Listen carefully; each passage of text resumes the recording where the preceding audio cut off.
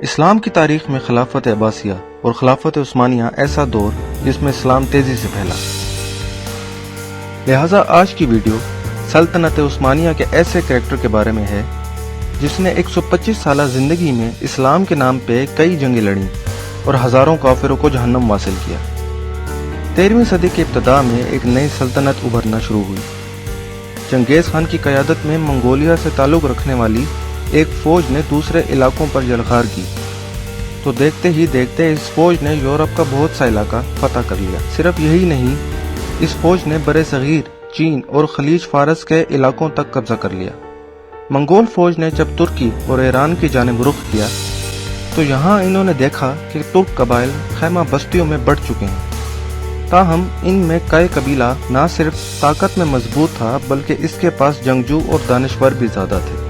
کئی قبیلے کے سردار سلیمان شاہ کو سمجھدار سپہ سالار سمجھا جاتا تھا، جبکہ ان کے بیٹے ارطغرل غازی کی بہادری کے قصے تاریخ کا حصہ ہیں۔ کئی قبیلے کی اصل طاقت ایک بہادر شخص ترکت غازی کو مانا جاتا تھا۔ تاریخ میں لکھا گیا ہے کہ ترکت غازی اکیلے 20 آدمیوں سے لڑ سکتے تھے، اور اگر ان کی آنکھوں پر پٹی بھی باندھ دی جاتی تھی تو بھی ترکت غازی بخوبی لڑ لیتے تھے۔ کلہاڑی سے جنگ کرنے والے اس جانباز کا ہتھیار آج بھی ترکی کے میوزیم میں موجود ہے۔ ترکت غازی کو کلہاڑی چلانے والا ماہر جنگجو مانا جاتا تھا۔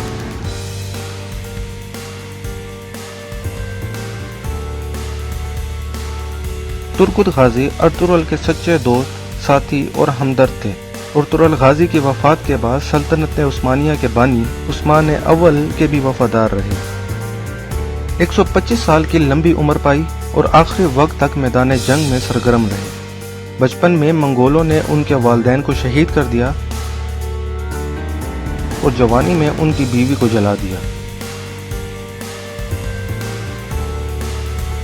ترکت غازی صلیبی فوج کی قید میں بھی رہے اور ان پر بے تحاشا ظلم بھی کیا گیا کہ کسی طرح ترکت کو عیسائی بنا کر صلیبی فوج کا سپہ سالار بنا دیا جائے، مگر دنیا کی کوئی طاقت اس جنگجو کو اپنے ایمان سے نہ پھیر سکی۔ سلطنت عثمانیہ کی پہلی جنگ میں آپ عثمان غازی کے ساتھ رہے۔ 1299 میں عثمان غازی نے آپ کو اناگول کو فتح کرنے کے لیے بھیجا۔ آپ نے اناگول کو فتح کیا اور 36 سال تک اناگول کے گورنر رہے۔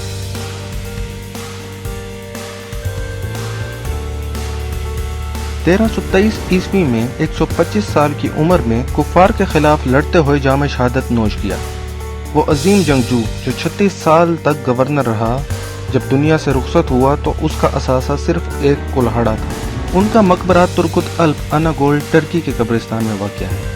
ارطغرل غازی کے مقبرے کے باہر ترکت الپ کے نام سے منسوب ایک اعزازی قبر بھی بنائی گئی ہے۔ یہی وہ لوگ تھے جن کے بارے میں علامہ اقبال نے کہا تھا، شہادت ہے مطلوب مقصود مومن، نہ مال غنیمت نہ کشور کشائی۔ اگر آپ کو ہماری یہ ویڈیو پسند آئی ہے اور آپ دیگر اسلامی تاریخ کے کردار کے بارے میں جاننا چاہتے ہیں تو کمنٹ کیجیے اور ہمارا چینل سبسکرائب کرنا نہ بھولیے۔